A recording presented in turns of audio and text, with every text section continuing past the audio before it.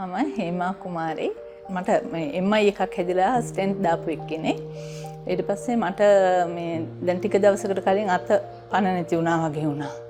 ඊට පස්සේ මම ඉතින් පෙන්නනකොට මට හෝල්ට් මොනිටරින් එකක් කරන්න කියලා කිව්වා. අපේ දුව තමයි මට මේ හොස්පිටල් එක මට අඳුන්වලා දුන්නේ. දුවගේ යාළුවෙක්ගේ අම්මයි තාත්තයි දෙන්නම හිටියා මෙහි හොඳයි කියලා. හොඳ සර්විස් එකක් තියෙනවා. ඉතින් මමත් ආවා. මම ඇවිල්ලා මම ආවේ පෙරේදා හවස. ඒ වෙලාවේ මට ඉතින් මගේ දේවල් ටට්ටක් ගාලා කරලා දුන්නා. ડોක්ටර් ගිහාන් තමයි මට ගොඩක් උදව් කරේ.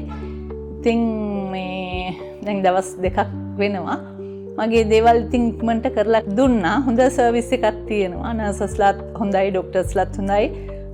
අනිත් මේ මයිනස් ස්ටාෆ් අයත් හොඳයි. ඌ හැමෝම ඉතින් උදව් කරා. මම හරි සතුටුයි ඉතින් ඉක්මනට මගේ දේවල් කරගෙන මට මේ සුවයක් ලබාගෙන යන්න ලැබිච්ච එක ගැන සතුටු වෙනවා. මම කියනවා හැමෝටම නාවින් මෙඩිකෙයා සෙන්ටර් එක ගොඩක් හොඳයි. අපිට හොඳ සර්විස් එකක් ලබන්න පුළුවන්.